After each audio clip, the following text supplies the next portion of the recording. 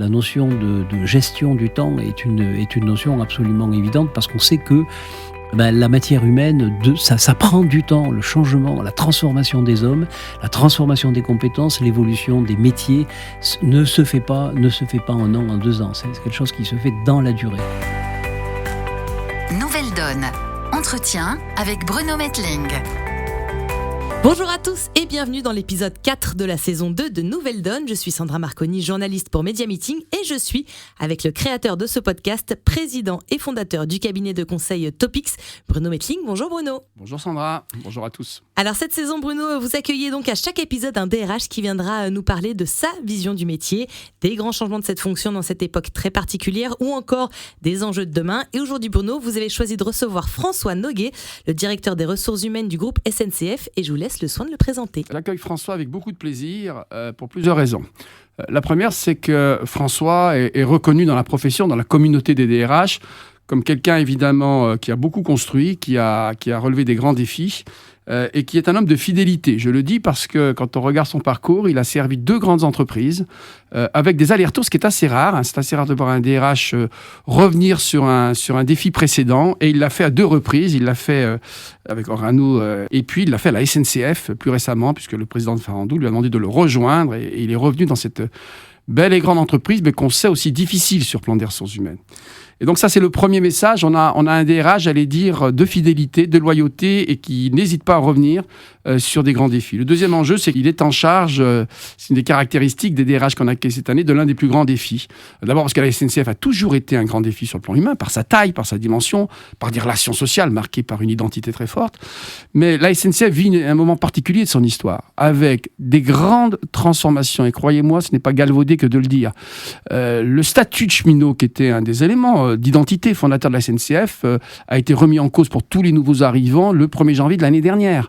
Donc on voit bien qu'un élément, un des piliers de la SNCF, il faut maintenant réinventer des enjeux d'identité, d'organisation de cette fonction. La SNCF s'ouvre, et l'ouverture à la concurrence s'accélère. C'est vrai pour les grandes lignes, on peut tous le mesurer aujourd'hui sur un Paris-Lyon par exemple, mais c'est vrai maintenant des lignes régionales. Et donc, le défi de la SNCF, cette grande dame, cette grande maison, encore une fois exigeante, est très lourd sur de multiples aspects. Donc c'est pour moi un vrai plaisir d'accueillir François Noguet, son DRH, pour en parler avec nos auditeurs et nos auditrices. Alors bonjour François Noguet. Bonjour. Comme le disait Bruno, on est très très content de vous accueillir, parce que soyons francs, quand on pense à la SNCF, on se dit pas, en tout cas au poste de DRH de la SNCF, on se dit pas que c'est un long fleuve tranquille, loin de là. Donc du coup on est très content de vous entendre sur cette question. On va commencer par le commencement. Pour vous, c'est quoi être DRH en 2022 ? Je pense qu'en 2022, être DRH, c'est être un peu négociateur, c'est être un peu médiateur. Pourquoi ? Parce que le monde est de plus en plus compliqué, le monde est fait de parties prenantes, et au fond, dans des entreprises comme la nôtre, ce qui est de plus en plus important, je crois, c'est notre capacité à maintenir, à développer la confiance, à développer le sens, à développer l'adhésion des salariés dans l'entreprise. Et on sait qu'aujourd'hui, ce qui fait une fragilité de la société de manière générale, mais également dans les grandes entreprises comme les nôtres, c'est cette capacité à finalement ressouder les liens entre les différentes parties de l'entreprise. Et le rôle du DRH, c'est fondamentalement, surtout dans une entreprise comme la mienne, c'est de développer, c'est de construire jour après jour cette cohésion interne de l'entreprise et cette adhésion pour faciliter les transformations auxquelles nous sommes confrontés. Alors Bruno le disait, vous avez fait des allers-retours à la SNCF, donc qu'est-ce qui a pour vous le plus changé entre votre première expérience à la SNCF et aujourd'hui ? Mon rôle est différent, c'est-à-dire qu'aujourd'hui la SNCF est un groupe, ce n'est plus un établissement public comme par le passé, ce sont des sociétés anonymes, c'est un ensemble de sociétés anonymes. Donc ce qui est différent d'abord, Bruno l'a bien rappelé, c'est l'ouverture à la concurrence, c'est le fait que depuis janvier 2020, nous ne recrutons plus au statut. C'est l'ouverture à la concurrence qui fait que que l'organisation même de l'entreprise est une organisation qui est par activité, par produit, tournés vers des clientèles différentes, la clientèle des transports services conventionnés, la clientèle des transports longue distance, mais également la logistique. Donc, au fond, une entreprise qui est traversée par toutes les évolutions de la conjoncture et qui doit s'adapter en permanence aussi dans un environnement du marché du travail qui est de plus en plus compétitif. Alors l'entreprise a changé, est-ce que la fonction de DRH a changé également ? La fonction de DRH a changé et est la même en même temps. C'est-à-dire que le rôle du DRH, c'est d'accompagner la transformation, c'est de faciliter la transformation. Et en même temps, dans une organisation qui est beaucoup plus décentralisée que celle que j'avais pu la connaître il y a quelques années. Donc, on est dans un rôle de coaching, dans un rôle de conseil, dans un rôle d'orientation et de cadrage sur les grands éléments de la transformation. C'est un rôle. Il y a des éléments qui sont les mêmes et des éléments qui sont profondément liés à une organisation différente. Est-ce que justement vous pensez que la fonction RH, elle est vouée à changer beaucoup dans l'avenir ? Je pense que c'est une fonction qui va devenir une fonction clé de par les difficultés de la transformation, les difficultés du changement partout. C'est pas propre à la SNCF. Je pense que le DRH, c'est un peu pour les dirigeants d'entreprise, ce sera un des deux hémisphères. Il y a un hémisphère qui est l'hémisphère de la stratégie, qui sera évidemment qui est toujours fondamental, et le deuxième hémisphère, c'est celui du changement, c'est celui de l'humain en définitive, c'est-à-dire c'est ce qui fait la capacité des organisations à s'adapter, la capacité des organisations à aller de l'avant. C'est possible uniquement si finalement on a cette possibilité à l'interne de travailler sur les potentiels, de travailler sur les valeurs, de travailler sur finalement ce qui fait que les gens ont envie tous les jours de venir s'investir dans une entreprise. Est-ce que vous pensez que pour travailler à la SNCF, pour être DRH de la SNCF, on le sait, c'est pas facile tous les jours, est-ce qu'il faut un petit truc en plus ? Est-ce qu'il y a quelque chose qu'on vous demande un petit peu plus que par rapport aux autres DRH ? Je pense qu'il faut un peu de résilience, il faut une certaine patience, il faut une capacité à, je dirais, aussi à accepter dans certains cas l'adversité, accepter que les choses soient pas simples. On n'est pas dans un environnement de prescription facile, on est dans un environnement où les choses doivent se concerter, où les progrès se font par la négociation en partie, par la conviction, la capacité à convaincre, et aussi par la capacité à créer ensemble, parce que la SNCF est une entreprise dans laquelle il y a beaucoup de marge de manœuvre, beaucoup de possibilités de créer, de développer, de prendre des initiatives. Et donc, voilà. Mais enfin, il faut de la résilience. Oui, moi j'ai eu la chance de croiser deux des DRH. Il y a eu de nombreux et grands DRH à la SNCF. J'en ai deux que j'ai bien connus. Il y a eu le premier, c'est Jean-François Collin, qui a été le conseiller social de François Mitterrand, qui a été, je crois, un DRH important dans l'histoire de la SNCF. Et puis François Noguet. En fait, dans les deux cas, j'ai envie de dire, il y a une expression qui me vient, elle est de nature politique, c'est la force tranquille. C'est-à-dire qu'à la SNCF, il faut beaucoup d'énergie, beaucoup de détermination pour réussir le challenge des ressources humaines. Et en même temps, il faut cette résilience, cette capacité, j'allais dire, à faire face à des interpellations qui sont assez fortes, qui viennent de l'entreprise, du corps social, de son fonctionnement. Et donc la force tranquille, c'est pour moi l'une des caractéristiques des deux grands DRH que j'ai connus à la SNCF. Ça me semble bien les résumer. Ce petit plus dont vous parliez, Sandra, qu'il faut pour être DRH dans cette entreprise. Alors Bruno, je sais que vous aussi, vous avez beaucoup de questions pour François Noguet, à commencer, j'imagine, par le volet de transformation de la SNCF, c'est ça ? Oui, je le disais parce que toutes les entreprises vivent des transformations du business model, transformation, etc. Ce qui caractérise l'histoire de la SNCF, c'est que dans une laps de temps très court, elle a vécu de multiples transformations. Transformation statutaire, ouverture à la concurrence, disparition du statut pour les nouveaux entrants de cheminots, qui était quelque chose de très fort. Donc on voit bien que ce qui caractérise le défi social de la SNCF, c'est l'accumulation dans un laps de temps très court de grandes transformations qui modifient profondément l'entreprise. Alors, la première question que j'avais à François dans le poste de DRH, évidemment, comment on gère cette accumulation, cette multiplication de transformations sur un corps social, encore une fois, simultanément, oui. Je pense que d'abord, il faut un très gros investissement vis-à-vis je le redis, vis-à-vis des parties prenantes. Alors les parties prenantes, c'est les managers, ce sont les salariés eux-mêmes, ce sont les organisations syndicales. Bon, une entreprise, c'est encore complexe. Donc nous vivons des changements qui d'abord impliquent de savoir modifier les règles, de savoir adapter les règles. Les règles aujourd'hui ne sont plus faites à l'intérieur de la SNCF, elles sont faites en grande partie dans quelque chose qui s'appelle la branche ferroviaire. Nous sommes en train de construire une branche ferroviaire. Par exemple, je suis en train aujourd'hui de mettre en place une classification. Lundi dernier, nous avons envoyé 150 000 courriers aux salariés pour leur indiquer leur nouvel positionnement dans une classification des emplois, qui est une classification des emplois de la branche ferroviaire. C'est aussi beaucoup de concertation, bien sûr, avec les organisations syndicales, ce qui n'est pas toujours facile, parce que les organisations syndicales elles-mêmes n'ont plus les réseaux, n'ont plus l'assise qu'elles pouvaient avoir il y a de ça quelques années. Les corps intermédiaires n'ont plus la force qu'elles avaient dans le passé. Donc, il faut jouer. Je pense que la fonction ressources humaines, dans des périodes de transformation comme celle qu'on vit, est une fonction aussi de communication, au bon sens du terme. C'est-à-dire de capacité à passer des messages, sur les contenus, sur le sens des évolutions.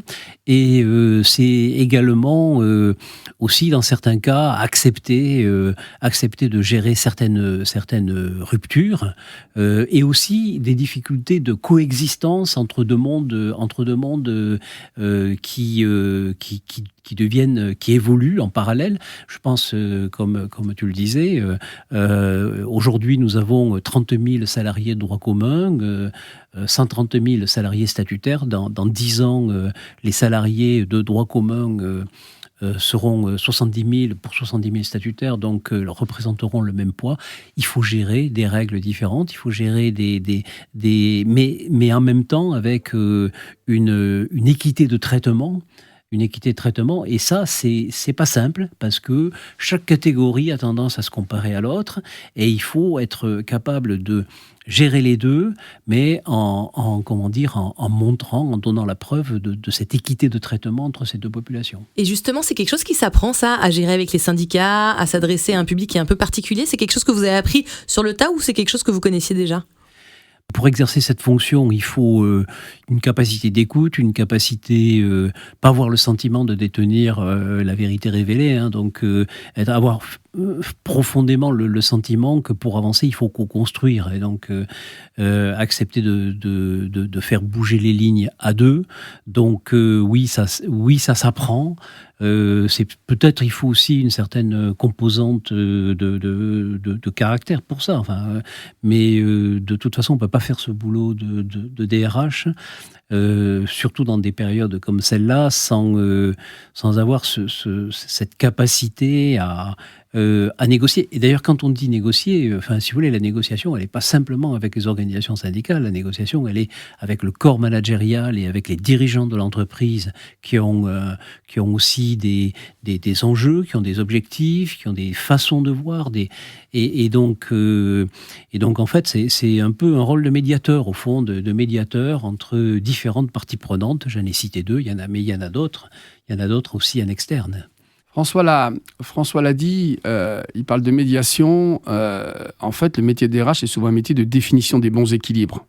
L'équilibre dans le rythme du changement, on voit bien trouver le bon rythme. L'équilibre entre les parties prenantes, qui ont souvent des intérêts contradictoires, et tout le savoir-faire du DRH est évidemment dans un monde où on a parfois tendance à raisonner positif, négatif, blanc, noir, etc., ou définir des équilibres qui sont justement faits de recherche de solutions, d'écoute et de confiance.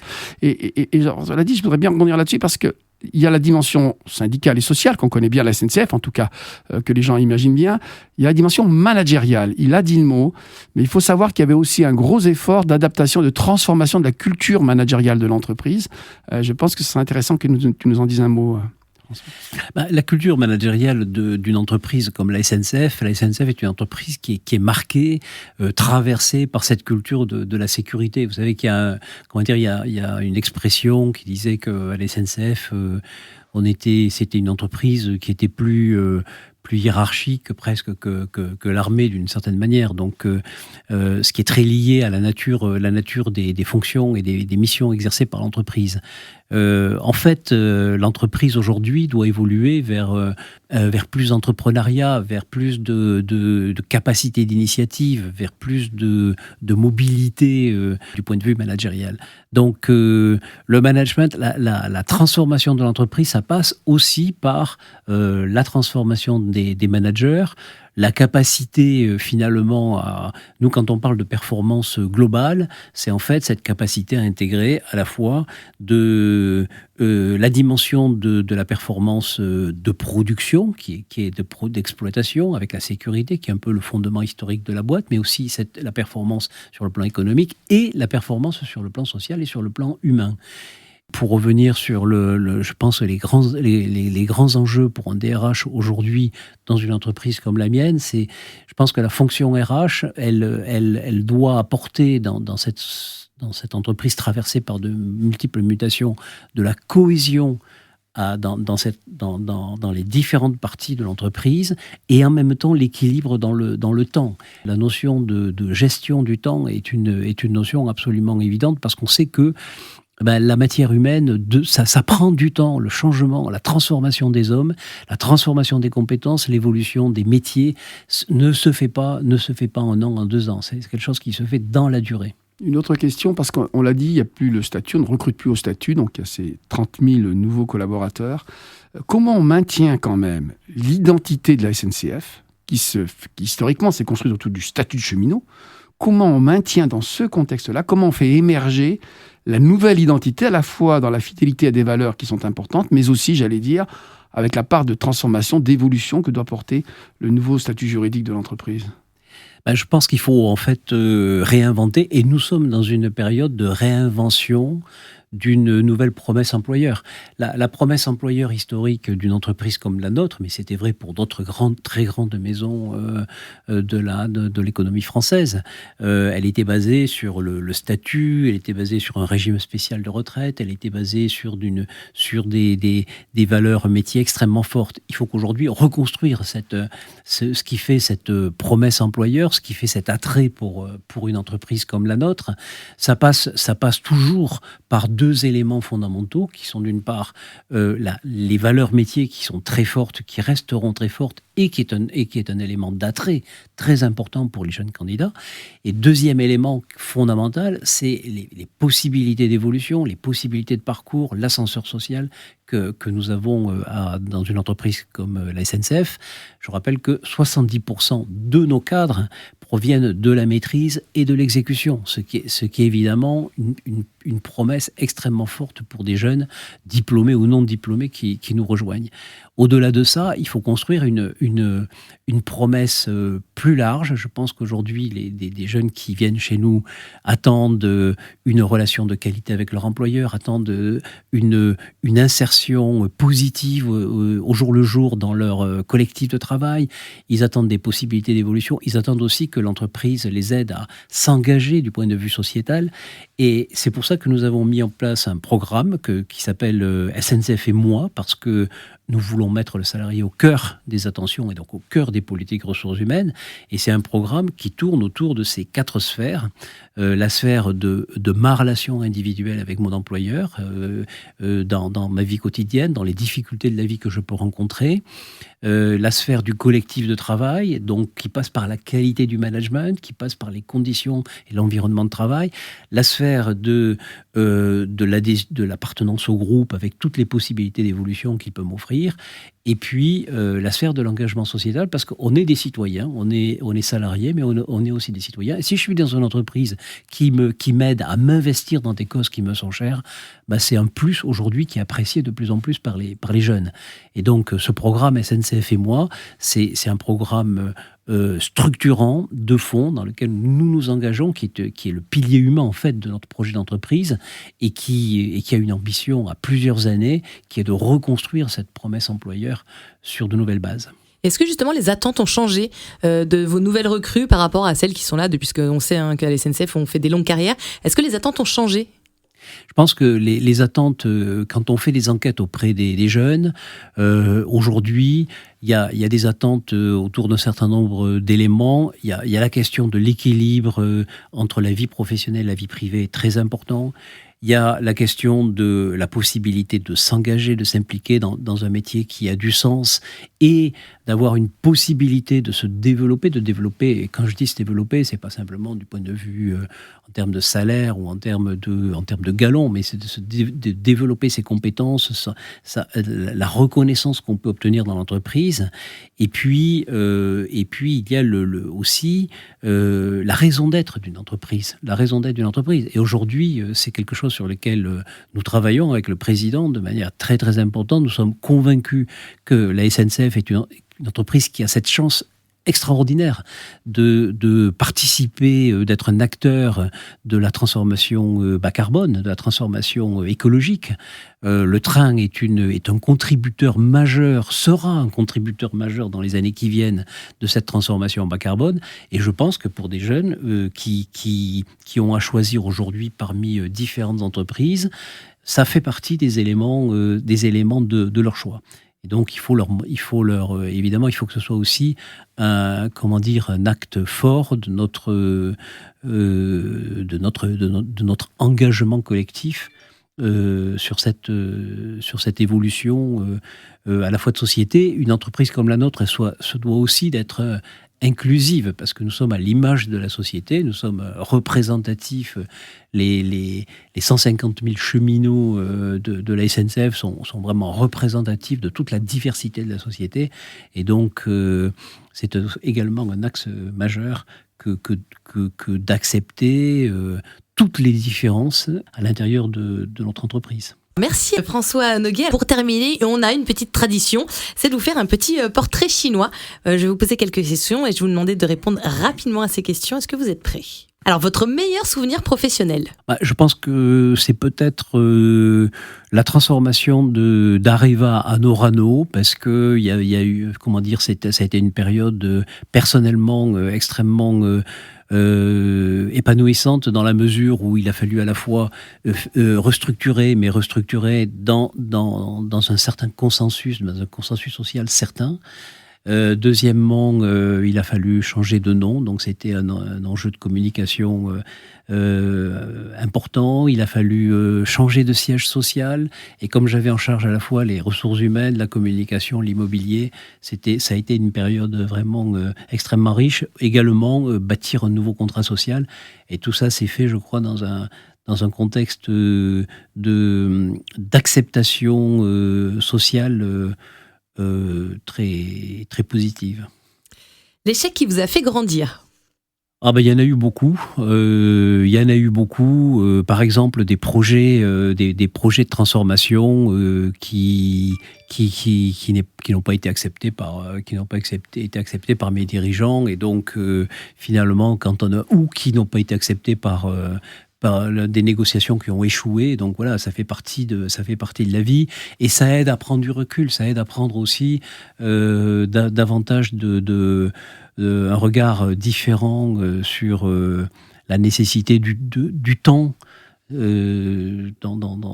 finalement dans la transformation.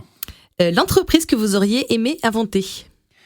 Peut-être Moderna, parce que Moderna, je trouve que c'est à la fois le mariage de la technologie, de l'inventivité, au service de la protection des personnes, et une start-up qui s'est développée très très vite, en plus dirigée par un Français, et qui consacre une partie de sa fortune à aider les autres. Donc je trouve que c'est assez attractif. Une citation que vous aimez répéter ? Alors c'est en latin, c'est ambulando solvitur, alors ça fait un peu recherché, ça veut dire « je résous en marchant ». Voilà, et j'aime bien cette citation. Un entrepreneur que vous admirez ? Un entrepreneur que j'admire, alors j'admire Steve Jobs parce que sa biographie est passionnante, c'est absolument passionnante. C'était quelqu'un qui était absolument génial du point de vue marketing, du point de vue business, du point de vue... C'est un perfectionniste jusqu'au bout des ongles, certainement insupportable, probablement totalement insupportable et un peu beaucoup excessif.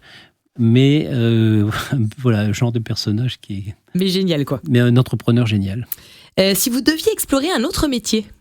Peut-être que celui de médecin m'aurait intéressé. Mais enfin, c'est triste de voir les difficultés d'exercice de ce métier aujourd'hui. Donc, pas forcément attirant toujours dans les conditions dans lesquelles il est exercé. Mais je pense que c'est un métier magnifique et qui m'aurait certainement plu. Et enfin, une inspiration, un livre, un CD, une musique, ce que vous voulez pour nos auditeurs. Alors, peut-être vous conseiller d'aller voir l'exposition Machu Picchu que j'ai vue il y a 2 semaines. C'est une très belle exposition et surtout il y a une expérience à vivre à côté, une expérience virtuelle puisqu'on a la possibilité d'aller voltiger autour de la cité de Machu Picchu dans les airs. C'est assez amusant. Et en plus, c'est une exposition très bien faite qui permet de redécouvrir cette culture très ancienne, plus ancienne que je ne le pensais. Merci en tout cas beaucoup François Noguet de nous avoir pris le temps de nous livrer votre vision du métier. Bruno Mettling, on se retrouve très rapidement pour un nouvel épisode. Avec grand plaisir, de Nouvelle Donne. Très bien. Et n'oubliez pas de vous abonner à ce podcast pour ne pas rater un seul épisode. Et on vous dit à très bientôt dans Nouvelle Donne. À bientôt, au revoir. Nouvelle Donne. Entretien avec Bruno Mettling.